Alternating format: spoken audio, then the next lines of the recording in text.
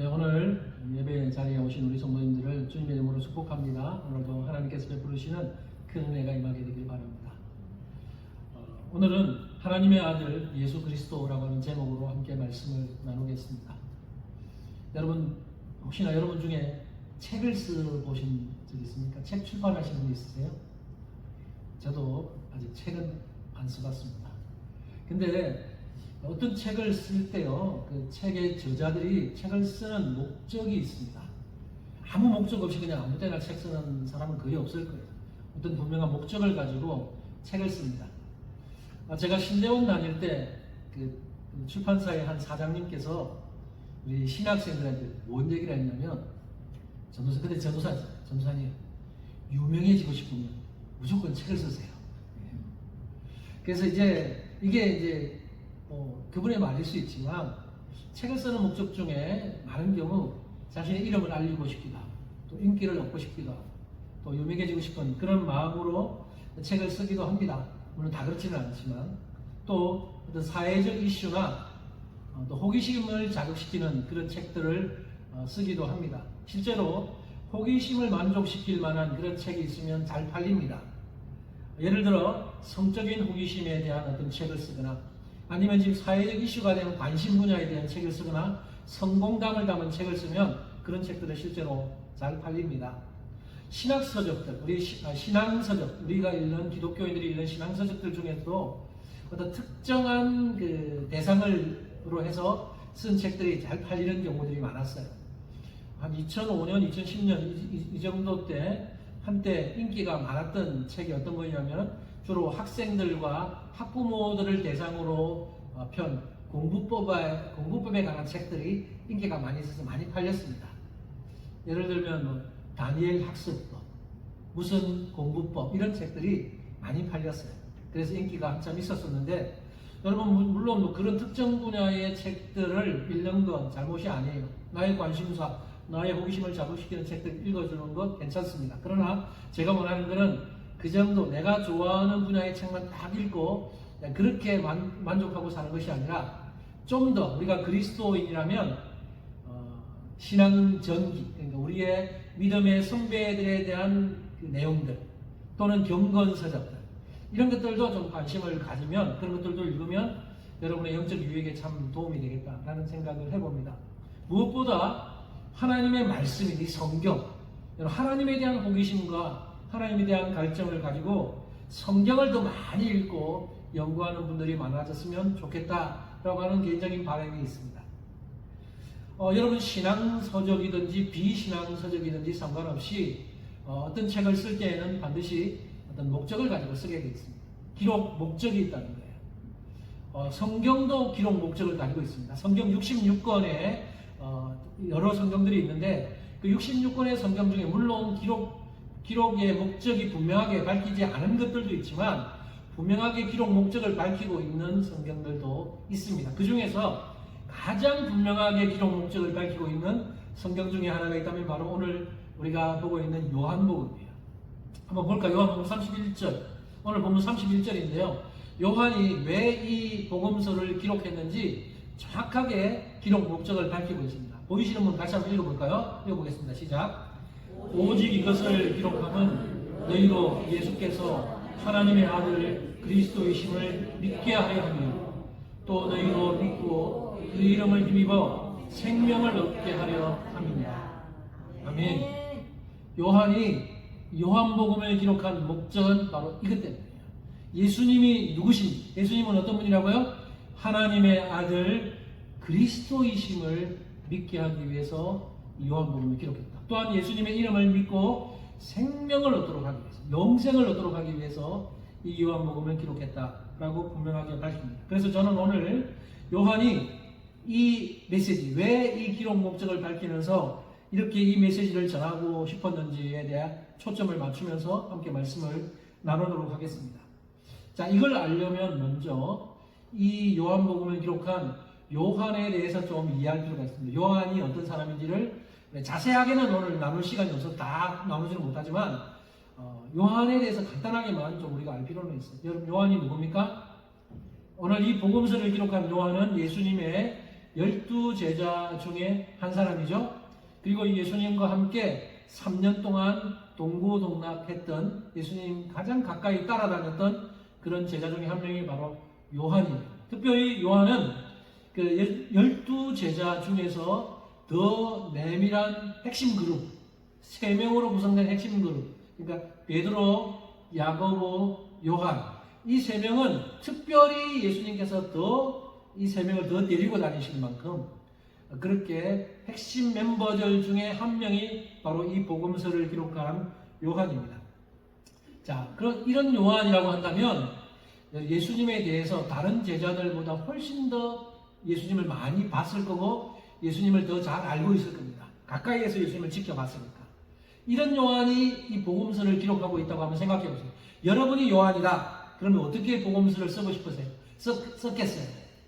제가 요한이었다면 좀 더 저를 드러내고 싶었을 겁니다. 나 예수님과 훨씬 가까이 지낸 사람이야.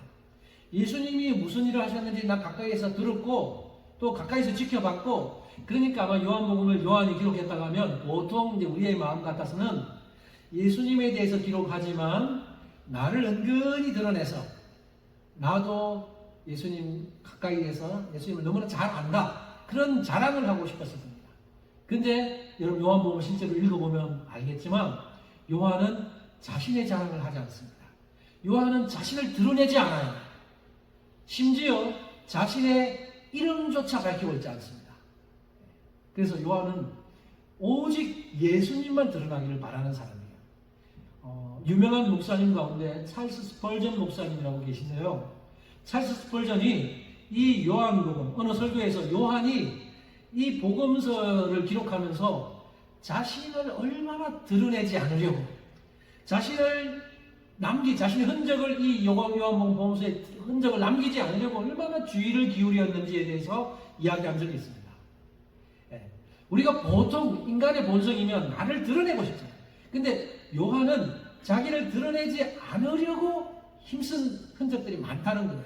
그래서 이 찰스 스펄전이 했던 말을 제가 인용해서 제가 자막도 준비했는데요.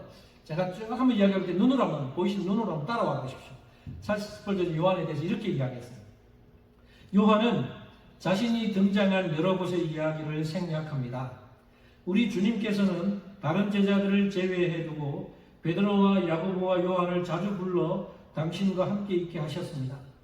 그러나 요한은 그러한 경우들에 대해서 한 번도 말하지 않습니다. 야이로의 딸이 다시 살아나는 이야기에 대해서 특별히 할 말이 많았을 것입니다. 왜냐하면 주님께서 다른 사람들을 밖으로 보내시고 오직 3 제자만 함께 있게 하셨기에 그 이야기는 세상에 자신을 드러낼 수 있는 좋은 기회입니다. 그러나 요한은 야이로의 딸이 살아나는 깊은 이야기는 전혀 하지 않습니다. 내가 만일 요한복음을 썼다면 그것을 생략하지 않았을 것입니다. 아마 여러분도 그럴 것입니다. 만일 우리가 성령의 영감 없이 책을 쓰고 있었다면 특별하게 은총을 받았던 경우들을 많이 모아 썼을 것이고, 우리 스스로 이기주의자라고 생각하기보다는 오히려 소수의 사람들만 본 이적을 기록하도록 특별하게 소명을 받은 자로 생각할 것입니다. 그런데 하나님의 성령께서 요한을 감동하여 그를 어찌나 온전하게 사로잡으셨던지 그는 한 위대한 목적에 부합한 것만 썼습니다. 아무리 그 사건이 흥미롭다 할지라도 그 목적에 맞지 않다 생각되면 기록으로 남기지 않았습니다. 더 두드러진 사실은 주님께서 11제자와 함께 동산에 나아갔을 때 그 제자들 대부분은 문 밖에 두시고 3 제자만 데리고 동산으로 들어가셨습니다. 그리고 돌 던져 닿을 거리만큼 떨어져 있게 하셨고, 그 3 제자 중 누군가 그 기도를 들었고 핏방울 같은 땀방울을 관찰하였습니다. 그 중 한 사람이 요한인데 그것에 대해서는 전혀 말하지 않습니다. 그가 그것을 잊었던가요? 그럴 수는 없습니다. 그가 그것을 의심했나요? 그렇지 않습니다. 그러나 그것을 생략한 것은 이 사건들이 요한을 높이려는 관점에서 쓰여진 것이 아니라 독자들이 예수님을 그리스도와 하나님의 아들로 믿도록 하기 위해 쓰여졌음을 보여줍니다. 요한은 자신을 앞에 내세울 만한 것은 다 생략해 버렸습니다. 그래서 자기의 화판에 주님의 초상화만 가득하게 그리려 하였던 것입니다. 이 모든 것은 한 가지 장엄한 목적에 구속된 것입니다. 너희로 예수께서 하나님의 아들 그리스도이심을 믿게 하려 함이요라는 목적 말입니다. 이게 찰스 스펄전이 요한에 대해서 밝히고 있는 내용입니다. 여러분, 요한은 이 복음서를 기록함에 있어서 오직 한 가지 목표만을 생각하면서 이 복음서를 기록하고 있어요. 그 목표가 뭐예요? 예수 그리스도. 예수 그리스도를 드러내는 것. 자신을 드러내는 것이 아니라 예수 그리스도를 드러내는 게 이 복음서를 기록한 목적이에요. 예수님이 어떤 분이라고요? 하나님의 아들이고 그리스도이시고 예수님을 믿으면 구원을 받고 영생을 얻는다. 이걸 드러내는 것이 요한복음을 기록한 유일한 목적이라는 거예요. 그래서 요한은 자신을 드러낼 수 있었음에도 불구하고 자신을 드러내지 않습니다. 어떤 경우에는 자신을 드러낼 수밖에 없는 기록을 하게 되는데 그 기록조차도 자신의 이름 대신 다른 표현을 사용합니다. 자신의 이름을 사용하지 않아요. 빙 돌려서 간접적으로 다른 말로 사용해요. 어떻게 쓰고 있어요? 제가 몇 구절을 한번 적어봤습니다. 요한복음 13장 23절 예수의 제자 중 하나 곧 그가 사랑하시는 자가 예수의 품에 의지하여 누웠는지라. 자, 여러분 여기 예수의 제자 중 하나 곧 그가 사랑하시는 제자, 이게 이 사람은 누굴까요? 요한 자신이에요. 그러면 우리가 이 요한복음을 쓴다면 이렇게 쓰고 싶어요. 예수의 제자 중 하나 곧 요한이, 그렇게 쓰면 되는데 요한이라는 자신의 이름은 싹 뺍니다. 자기가 드러날까봐. 사랑하시는 자, 이 정도만 그냥 드러내는 거예요. 또 봅시다. 요한복음 19장 26절 예수께서 자기의 어머니와 사랑하시는 제자가 곁에 서 있는 것을 보시고, 여기도 사랑하시는 제자 이렇게 표현해요. 요한 자신의 이름을 거론하지 않고 이렇게 표현합니다. 그 외에도 요한복음 20장 2절 또 21장 7절 20절 이런 데 보면 사랑하시는 그 다른 제자 또는 사랑하시는 그 제자 이렇게 표현하면서 요한 자신의 이름을 빼고 이렇게 간접적으로 표현을 하고 있습니다. 여러분, 이처럼 요한은 이 복음서를 기록하면서 자신은 철저히 배제시키고 오직 예수 그리스도가 누구신지를 드러내는 데만 집중하고 있습니다. 그럼 여기서 한 가지 궁금한 게 있어요. 여기서 궁금한 것은 요한이 왜 굳이 이 복음서의 기록 목적을 밝히려고 하고 있느냐. 그냥 오늘 읽은 이 본문, 내가 이 복음서를 기록한 목적은 이것이다 라고 이걸 안 적어도 되는데 왜 요한은 굳이 이 기록 목적을 밝히고 있느냐는 겁니다. 자, 요한이 이 기록 목적을 밝히고 있는 이유가 있다면 그 당시의 시대적인 상황과 관련이 있기 때문에 그 당시 시대적인 상황을 좀 말씀드리겠습니다. 요한복음의 1차적인 수신자, 이 요한복음을 받는 수신자가 누구냐면 그 사도 요한이 목회했던 에베소 교회를 비롯해서 그 소아시아 지역에 있는 성도들이에요. 요한은 에베소 교회를 목회했다고 보고 있는데, 그래서 그 에베소 교회 성도들뿐만 아니라 소아시아 지역의 성도들을 대상으로 요한복음을 보냈어요. 요한복음을 썼어요. 그 1차적인 대상이죠. 여러분, 그 당시에 그 예수님 요한이 이 복음서를 기록할 당시에 그 성도들의 상황이 어떠냐면요, 두 가지 큰 어려움에 직면해 있었습니다. 어떤 어려움이요? 첫 번째는 박해, 로마 정부의 박해. 그래서 그 당시 요한이 이 복음서를 기록할 당시에 성도들은 한쪽으로는 그 로마 정부로부터 박해를 받았어요.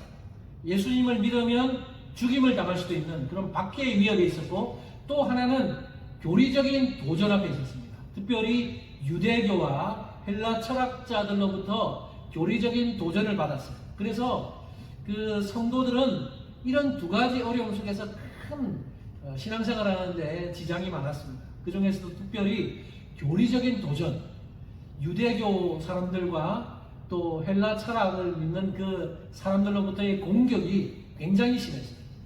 그래서 그 성도들 중에는 두 부류가 섞여 있었어요. 하나는 유대인 출신의 성도들, 또 하나는 이방인 출신의 성도들이 함께 섞여 있었어요.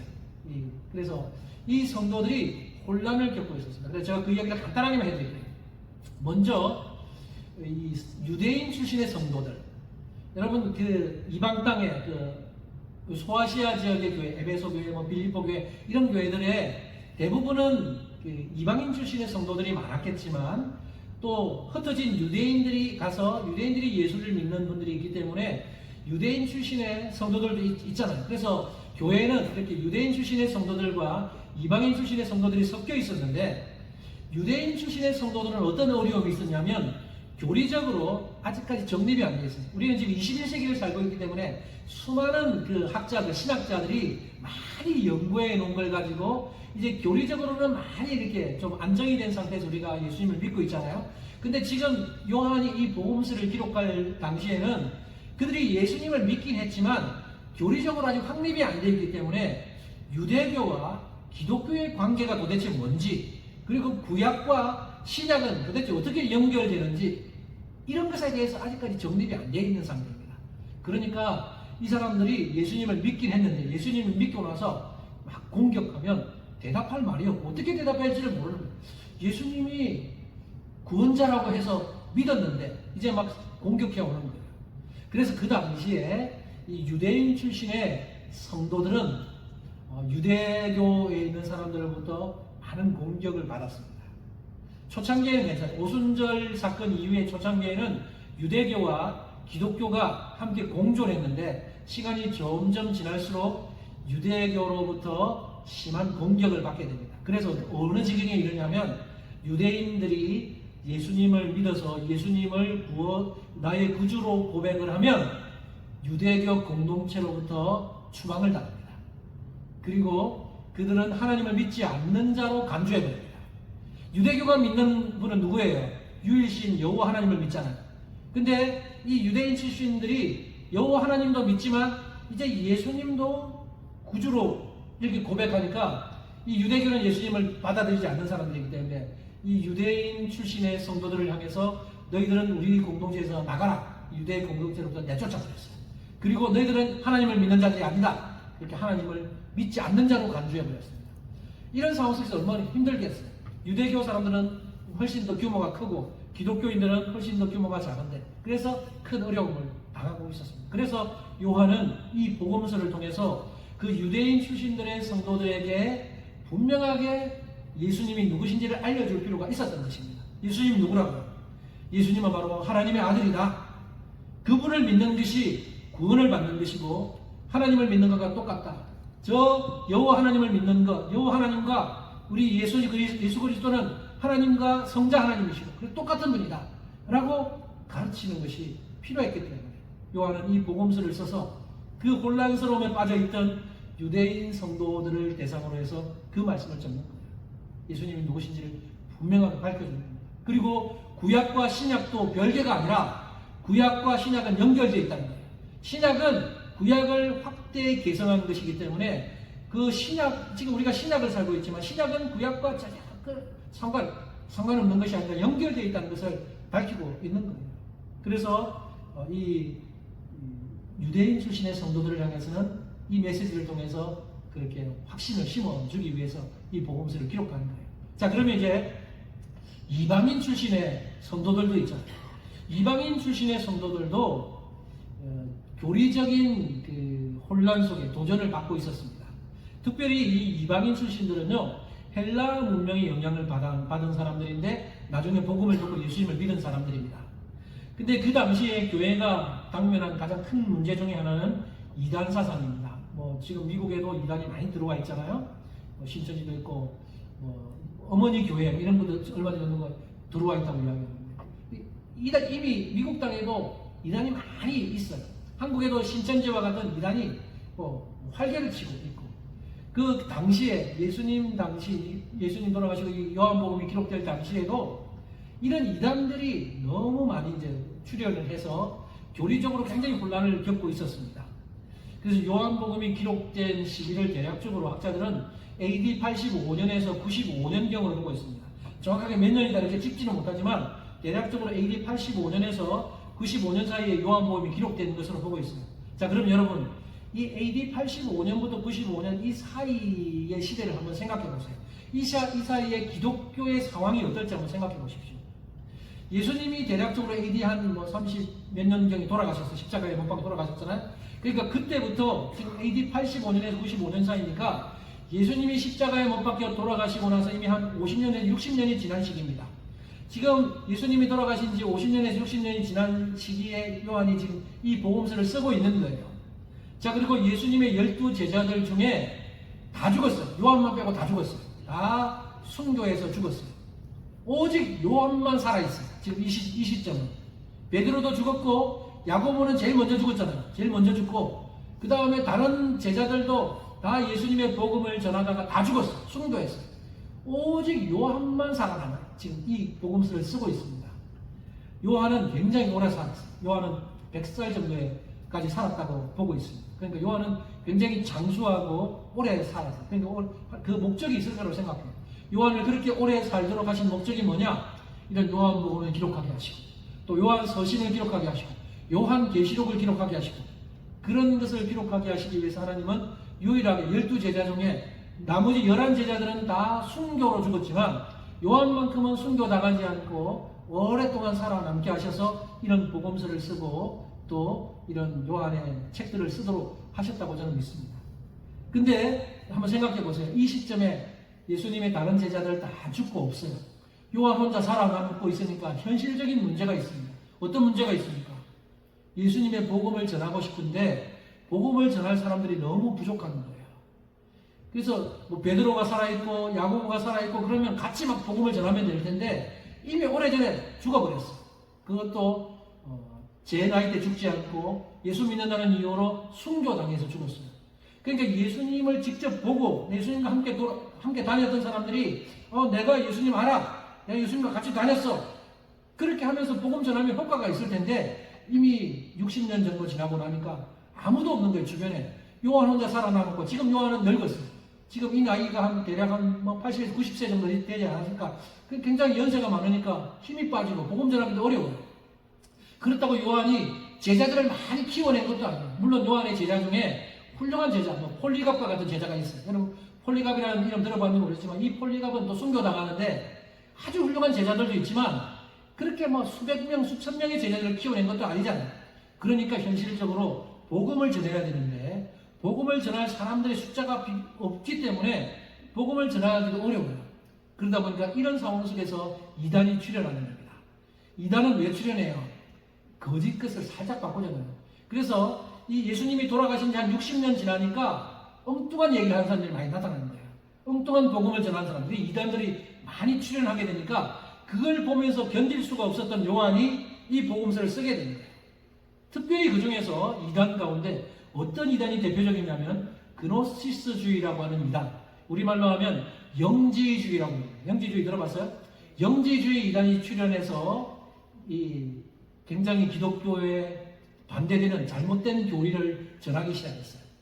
영지주의 이단은요, 여러분 옛날에 공부할 때 학교에서 공부할 때 저는 학교에서 배웠는데 플라톤 들어봤죠? 철학자.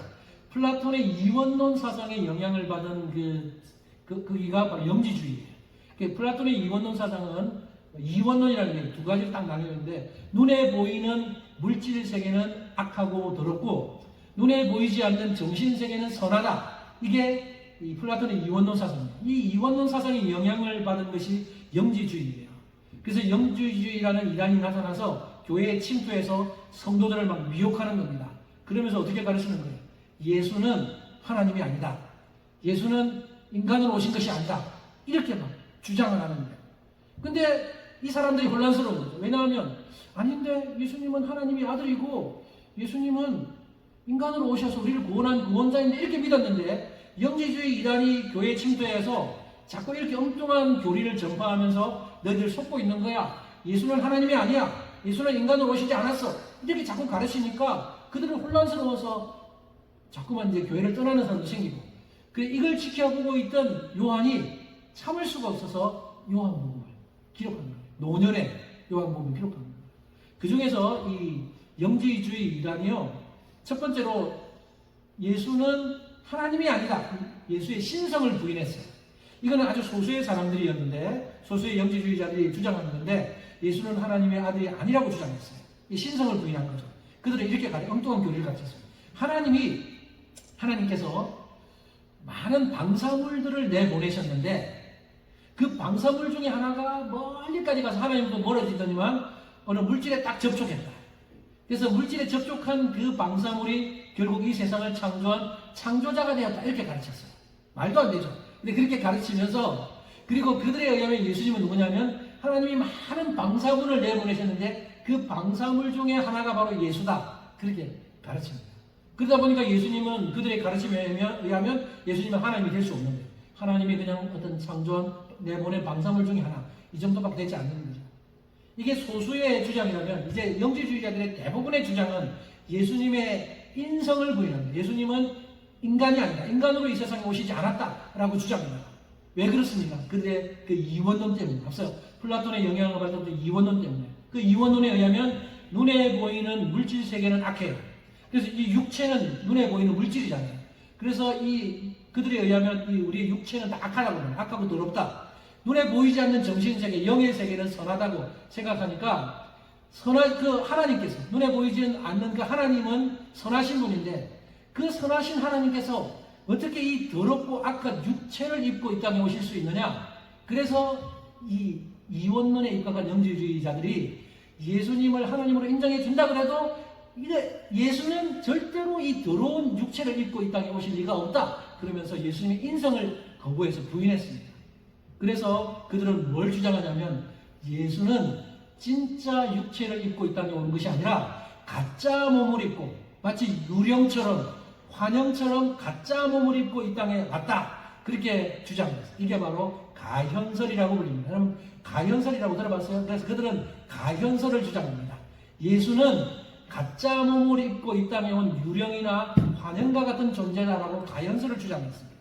그러다 보니까 그들은 예수님의 신성도 부인하고 예수님의 인성도 부인하는 이단 사상이 되어서 교회를 어지럽게 만들고 혼란시키고 그렇게 많은 성도들을 유혹했던 겁니다. 요한이 그들을 봤을 때 얼마나 안타까웠을까요? 지금 요한은 늙어서 한 80, 90세 노인이 되어 있는데, 아직 살아있는데, 요한은 예수님이 누구신지 뻔히 다 알고 있는데, 이 영지주의자들이 들어와가지고 막 성도들을 미혹하고 유혹하고 있으니까, 이래서는 안 되겠다. 그래서 요한이 요한복음을 기록하는 겁니다. 특별히 요한복음을 기록하면서 뭘 적겠어요? 요한이 가장 기록하고, 다른 거 다 많이 적고 싶은 건데, 요한이 두 가지 핵심을 맞춥니다. 하나는 예수님의 신성, 또 하나는 예수님의 인성. 예수님은 하나님이시다. 예수님은 인간으로 오셨다. 이 두 가지를 밝혀줘야 하는 거예요. 그래서 요한은 이 요한복음을 통해서 이 두 가지를 강조해서 밝힙니다. 그래서 요한복음을 보세요. 요한복음을 보면 예수님의 신성을 강조하는 것부터 시작합니다. 대표적인 구절 하나씩만 제가 한번 보여드릴게요. 요한복음 1장 1절. 요한복음을 시작하면서 요한은 이렇게 시작해요. 태초에 말씀이 계시니라. 이 말씀이 하나님과 함께 계셨으니 이 말씀은 곧 하나님이십니다. 이 말씀이 누구예요? 예수 그리스도입니다. 예수님이 태초부터 계셨고 이 말씀이 곧 로고스 예수님이 하나님이시다. 요한은 요한복음을 시작하는 첫 번째 구절부터 예수 그리스도가 영원전부터 계신 분이시고 그분은 하나님이심을 밝히면서 예수 그리스도의 신성을 밝히면서 시작을 하죠. 그 외에도 1장에 보면 나다나엘을 만날 때 너가 저 무화과 나무에 있었는 거 내가 이미 너를 보았다. 그 다음에 수가성 여인을 만날 때 너에게 남편 5이 있다는 걸 나는 알고 있다. 다 알고 있어요. 빌립이 무엇을 대답할지 알고 계셨다. 가룟 유다가 나를 배신할 것을 알고 있다. 예수님은 이미 알고 있다는 것을 기록하고 있어요. 그건 뭐예요? 예수님은 전지하신 이미 하나님이시라는 것을 그런 걸 통해 밝히고 있는 겁니다. 또 예수님이 인간으로 오셨다는 것, 예수님이 사람으로 오셨다는 것을 밝힙니다. 그 다음 구절 보면 1장 14절 같이 한번 읽어볼까요? 읽어봅시다. 시작. 말씀이 육신이 되어 우리 가운데 거하시되 그의 영광을 보니 아버지의 독생자의 영광이요 은혜와 진리가 충만하더라. 아멘. 앞서 1장 1절에서는 말씀이 태초에 말씀이 계셨고 그 말씀이 하나님이시다라고 밝혔는데 여기서는 이제 말씀이 뭐가 됐다고요? 말씀이 육신이 되셨다. 인간으로 오셨음을 밝힙니다. 그러니까 예수님은 가짜 몸을 입고 온 것이 아니라 진짜 인간이 되셔서 오셨음을 요한복음 1장부터 이미 요한은 밝히고 있어요. 그리고 그 2장부터도 쭉 보면 예수님이 인간이심을 여러 곳에 드러냅니다. 2장에 보면 성전 청결 사건이 나와요. 잘 아시잖아요. 예수님이 성전 앞에서 장사하는 장사꾼들의 상을 뒤집어 보시고 화를 내시잖아요. 예수님은 감정을 가지신 분이심을 밝힙니다. 또 그리고 예수님은 수가성 여인을 만날 때 피곤하셨다고 기록합니다. 사람이 아니면 하나님이 피곤하겠어요? 사람이기 때문에 피곤한 겁니다. 그리고 요한은 그 나사로의 죽음 앞에서 눈물을 흘리시는 그 장면을 기록하고 있습니다. 또 십자가에 못 박혀 들어갈 때 내가 목마르다 라고 말씀하십니다. 예수님은 갈증을 느끼시는 분으로 표현합니다. 이거는 예수님이 가짜 몸을 입고 온 것이 아니라 예수님은 진짜 인간의 몸을 입고 이 땅에 오신 성자 하나님으로서 사람이 되셔서 오셨다는 것을 밝히고 있는 거예요. 그래서 여러분 요한은요, 그 당시 이미 예수님이 십자가에 못 박혀 돌아가신 지 한 60년이 지난 이 시점에 은근히 이단들이 들어와서 예수님의 신성을 부인하고 예수님의 인성을 부인하면서 성도들을 미혹하고 유혹하고 있던 이 시대에 너무나 안타까워서 도저히 이것을 지켜볼 수가 없어서 그 노인된 요한이 이 요한복음을 기록하면서 아니야, 예수님은 하나님이시고 예수님은 하나님의 아들이시고 또 예수님은 인간의 몸을 입고 이 땅에 오신 우리의 구주다라는 것을 이 복음서를 통해서 기록하면서 예수님을 믿는 자는 영생을 얻게 된다라는 것을 밝히고 있는 겁니다. 여러분, 요한이 이렇게 밝히고 있는 그 이유 중에 하나 있다면 요한은 예수님을 직접 봤거든요. 예수님과 3년 동안 동고동락했거든요. 예수님이 십자가에 못 박혀 돌아가시는 것 바로 옆에서 봤거든요. 그리고 예수님이 3일 만에 다시 부활하신 것 직접 경험했고 목격했거든요. 그래서 예수님을 그렇게 경험한 요한인데 이제 주변에 예수님 복음 전할 사람이 너무 없어지니까 이단들이 들어와서 판을 치고 있는 걸 지켜볼 수가 없어서 이 요한복음을 기록하면서 적고 있는 거예요. 여러분, 오늘 본문에서 요한은 많은 내용을 적고 싶었을 거예요. 예수님과 함께 동고동락하면서 봤으면 얼마나 많은 걸 봤겠어요. 근데 요한은 다 적지 않아요. 다 적지 않고 요한은 선별해서 몇 가지만 적습니다. 그래서 오늘 본문 보세요. 30절에 제가 오늘 보면 여기 자막을 준비 안 했지만 30절에 이렇게 돼요. 예수께서 제자들 앞에서 이 책에 기록하지 아니한 다른 표적도 많이 행하였으나 오직 이것만을 기록한다. 수많은 기적들, 수많은 표적들이 많이 있지만 오직 이것만을 기록하는 이유는 예수님이 하나님의 아들이고 그리스도이시고 그분을 믿는 것이 생명을 얻는 것임을 밝히기 위해서다. 그래서 많은 것을 기록할 수 있지만 딱 이것만을 기록한다는데 이것이 몇 가지냐면 표적들이 7가지. 그래서 요한복음에 보면 요한이 더 많은 표적들, 기적들을 기록할 수 있지만 딱 7가지만 선별해서 기록합니다. 그 7가지를 제가 한번 정리를 해봤어요. 이거 보이십니까? 2장에 보면 물을 포도주로 바꾸신 사건, 4장에는 왕의 신하의 아들을 고치시는 사건, 5장에는 38년 된 병자를 고치는 사건, 6장에는 오병이어 사건, 그리고 6장 후반부에는 무리를 걸어가시는 사건, 9장에는 나면서부터 소경된 자를 고치시는 사건, 11장에는 죽은 나사로를 살리는 사건, 이 7가지 기적 사건만을 요한복음에 기록해요. 더 많은 게 있잖아요. 더 많은 사건들이 있었겠지만 딱 이 7가지 사건만 딱 기록합니다. 이 7가지 사건만 기록할 목적이 뭐예요? 바로 오늘 기록 목적처럼 예수님이 하나님의 아들이시고 예수님이 그리스도이시고 예수님의 이름을 믿는 자는 생명을 얻는다는 것을 알려주기 위해서 7가지 기록합니다. 오늘 말씀을 정리하면서 한 가지만 더 나누고 싶은 것은 요한이 이 7가지 사건들을 기록하면서 뭐라고 표현하냐면 그 표적이라고 기록합니다. 표적이 뭐예요? 표적. 그 마태복음, 마가복음, 누가복음에는 똑같은 오병이어 사건, 이런 거 무리를 걷는 사건 다 기록이 되어 있는데 마태, 마가, 누가는 이 사건들을 그냥 이적, 기적 이렇게 표현합니다. 이적, 기사, 기적. 물론 기적 맞죠. 근데 요한은 그 표현을 사용하지 않고 표적은 영어로 사인이에요. 사인. 이렇게 쓰고 있어요. 그래서 그 표적이라고 하는 이 단어가요, 성경에 62회인가 나옵니다. 그 중에서 63회 나오는데 그 중에서 32회 절반 정도가 복음서에 나와요. 복음서 중에서도 절반 이상이 17회가 요한복음에 나옵니다. 그러니까 요한은 표적이라는 말을 의도적으로 많이 사용하고 있어요. 왜 표적이라는 말을 의도적으로 사용할까요? 표적이 뭐라고요? 사인인데, 예를 들어 질문해 볼게요. 하늘에 먹구름이 끼었어요. 무슨 사인이에요? 비가 올 거라는 사인이에요. 그죠? 뭐 천둥 번개가 치면 비가 올 거라는 사인이에요. 그게 표적이죠. 마찬가지로 지금 요한이 이 7가지 사건들만 기록한 것을 두고 이 사건들은 표적이다. 무슨 표적이라고요? 이 사건들은 예수님이 하나님의 아들이심을 보여주는 표적이다. 사인이라는 거예요. 물어볼까요? 여러분, 물을 포도주로 바꿀 수 있으세요? 여러분, 물 위를 그릴 수 있습니까?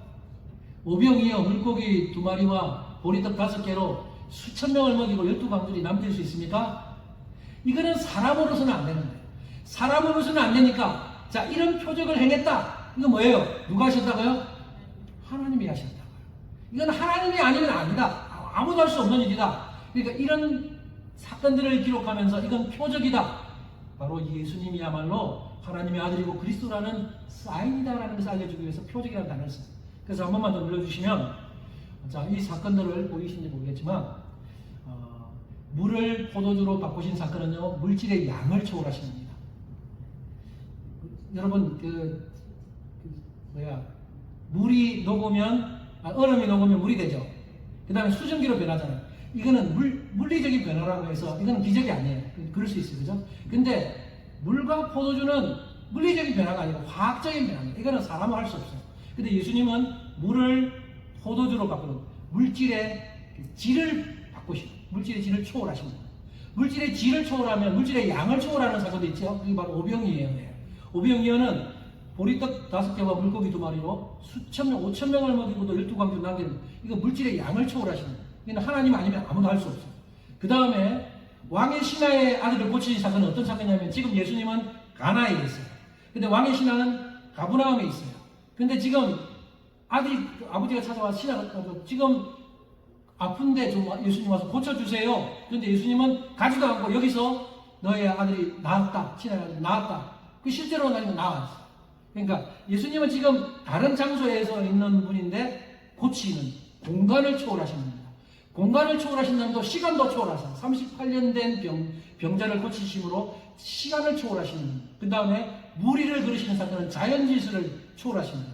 무리를 걷는 건 사람으로 불가능해요. 우리 물에 들어가 풍덩 빠져요. 근데 예수님 무리를 걸어요. 이거는 자연질서를 초월하신 사건이에요. 그 다음에 나면서부터 소경된 자를 고치신 사건은 운명을 초월하신 사건입니다. 그 다음에 죽은 나사로를 고치신 이 사건은 죽음을 초월하신 거예요. 여러분, 물질의 질을 초월하고 물질의 양을 초월하고 또 시간을 초월하고 공간을 초월하고 자연질서를 초월하고 운명을 초월하고 죽음을 초월하시는 것, 이거는 사람은 할 수 없는 거예요. 그래서 요한은 이 7가지 사건을 요한복음에 기록하면서 이거는 사인이다, 표적이다. 무슨 표적? 예수님은 하나님의 아들이시고 그리스도라는 사인이다. 이걸 보여주고 싶은 거예요. 제가 이제 다음 시간부터는 하나씩 이 7가지 사건을 매주 하나씩 이렇게 좀 살펴보려고 그래요. 그래서 여러분, 이 말씀을 살펴보면서 여러분이 마음속에 꼭 새겨야 될 게 뭐냐면, 예수님이 누구신지를 분명하게 확인하셨으면 좋겠어요.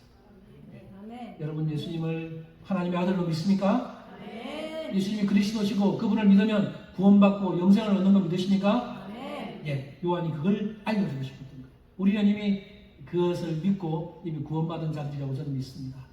여러분, 마지막으로 적용을 하면서 제임스 보이스 목사님이라는 아주 유명한 목사님이 있습니다. 이 목사님이 이 요한복음을 적용하면서 3가지로 적용을 했는데요. 알파벳의 A, B, C, ABC를 가지고 이 요한복음을 적용했어요. 한번 보세요. A, accept, B, believe, C, commit. 이렇게. 그래서 예수님을 받아들이십시오. 예수님을 믿으십시오. 예수님을 의탁하십시오. 이걸 제가 여러분께 적용하겠습니다. 혹시나 여러분 중에, 저는 여러분이 다 예수님을 믿고 이미 영생을 얻고 구원받았다고 믿지만, 아직 혹시나 예수님을 아직도 인격적으로 만나지 못하고 예수님을 믿지 못한 분이 계시다면 1단계로 A부터 가십시오. 예수님을 accept 하시고 예수님을 believe 하십시오.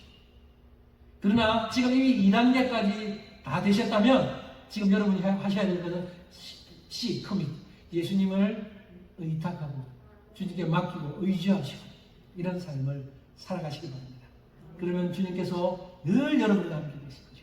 여러분의 삶에 은혜가 넘치지 않겠습니다. 그런 삶을 살아가는 우리 모두가 되기를 주님의 이름으로 축복합니다. 기도하겠습니다.